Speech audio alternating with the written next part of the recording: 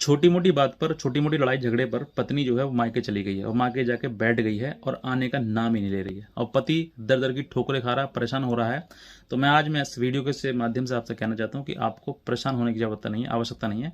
आपको सिर्फ और सिर्फ लीगली दिमाग लगाने की आवश्यकता है, क्योंकि अगर परिस्थिति इतनी विकट खराब हो गई है कि वो पत्नी जो है वो आपकी घर वापस आने की बात कह ही नहीं रही है, आना चाहती ही नहीं है, आपने हर प्रयास कर लिया लेकिन कहीं ना कहीं वो नहीं आ रही है और वो उसका उद्देश्य कुछ और है, तो आपको कुछ चीज़ों को बचाव आपको करना आवश्यक है। अगर आप नहीं किया तो मैं कहता हूँ एक समय ऐसा आएगा कि आपका कोर्ट भी नहीं सुनेगा।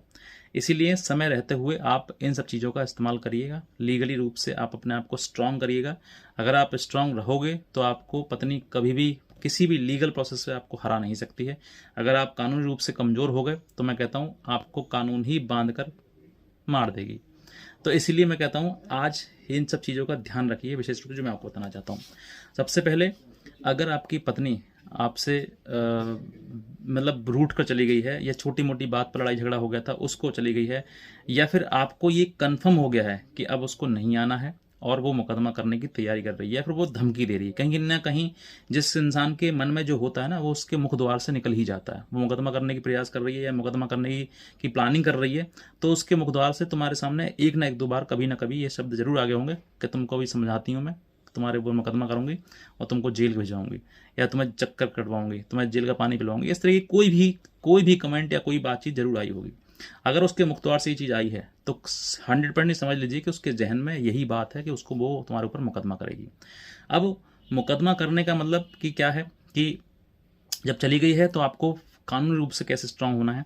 सबसे पहले जिस दिन वो गई है उस दिन के अगले दिन ही तुरंत एक एप्लीकेशन अपने एसएसपी साहब जो आपके एरिया में बैठते हैं, एसएसपी या एसपी जो भी बैठते हैं, उनको ज़रूर दीजिए। उसमें हर बात लिखिए, घर में किस तारीख को वो चली गई है, क्या क्या लेके गई है वो भी बता दीजिए।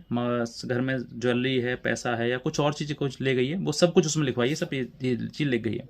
और अंत में ये प्रेयर करिए कि हम अपनी पत्नी को रखना चाहते हैं और वो जो है अपने माँ के कहने में है या घर बिगाड़ रही है, जो भी कारण पीछे है उसके, वो कारण लिखते हुए अपनी पत्नी को बुलाने का प्रयास करते हुए उसमें प्रेयर करिए। लास्ट में ये एप्लीकेशन आप देंगे और इसी प्रकार की एक एप्लीकेशन आप अपने डीएम साहब को देंगे, तो वहाँ पर भी दोनों जगह से वो मार्क होगा आएगी और मार्क होगा आपके थाने में जाएगी। थाने के बाद आपकी काउंसलिंग कराई जाएगी।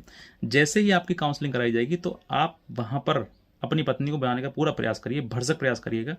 और नहीं आती है फिर भी वो, तो वो कहीं ना कहीं मीडिएशन सेंटर वाले ये बात आपको लिख देंगे भाई लड़का चाहता है, लड़की नहीं चाहती है, और दोनों पक्षों में जो है समझौता नहीं हो पाया, ये लेते हुए फेल हो जाएगा।